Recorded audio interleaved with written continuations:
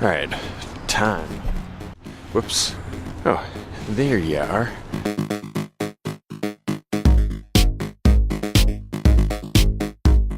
Big part of the reason why I started doing these photo challenges is because I didn't want to be like sitting at my desk in my house espousing all this shit.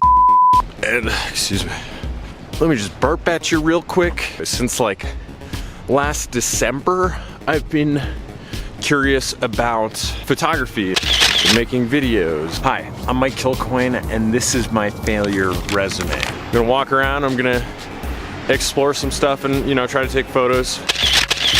Let me back up. When I first started writing a couple of years ago, I constantly struggled, especially at the beginning, with this notion that, you know, my writing isn't good enough, it's not clever enough, I'm not saying anything interesting. That tends to prevent us from actually doing the important thing, which is to create. You know, as Cody Wanner says, I'm just gonna quote the video. You probably know what it is you need to do already. Sometimes you're waiting for someone to like give you permission to do that thing. We're sort of like designed to create things and to put stuff out in the world. And when we have this voice inside that's constantly like, it's not good enough. You suck. That's what stops us from creating.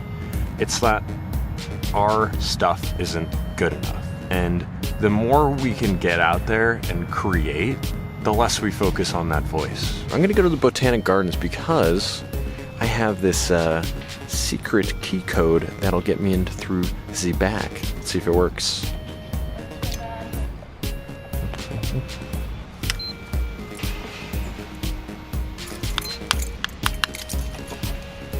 So it's not 9 o'clock yet, which means it probably won't work. One thing I've noticed and found pretty fascinating is how discomfort eventually goes away. I think a big part of the reason why I've struggled to like sort of get out there and take photos of stuff and of people and vlog and blah, blah, blah, is because it's just naturally discomforting. Because you think that other people actually give shit. The reality is with like most of the things that you're gonna do in your day-to-day, nobody gives a shit. One thing I found fascinating just by doing this, just by sort of like putting me in these situations and these uncomfortable sort of things, is that I found I don't care as much. It doesn't bother me as much. Yeah. Ooh, I think it's time. And now I'm gonna get inside.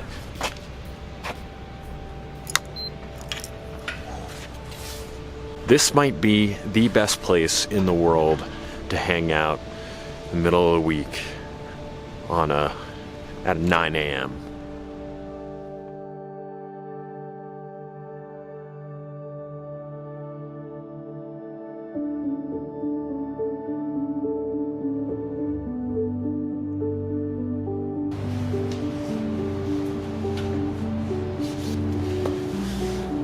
I'm crying right now. I'm just crying because I'm so happy. When I'm creating things, when I'm exploring, when I'm sort of stretching my mind, I find that I'm the happiest. If I were to recommend anything for you, for anyone right now, is like if you feel like you're in a rut, try to write something down, try to jot down notes, try to create something.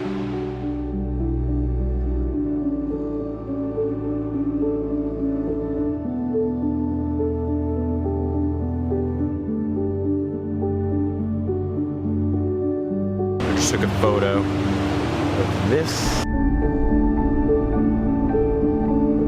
Here's what I look for in photos and why that stood out is I look for interesting colors and interesting lighting. And the way the sun was sort of like peeking through there was the sun hit some of those flowers. A lot of it's just what looks good, what feels good to you. And that applies to like anything artistic. What do you find subjectively good, interesting? Do that. Feed your own interests. Create for sort of an audience of one.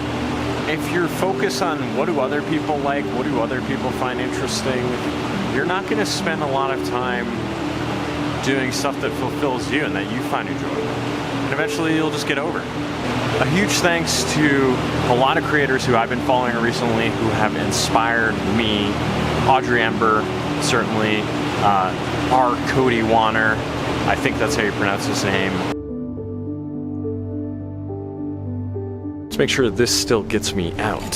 Whoa, hold on. It's a 985-pound giant pumpkin here.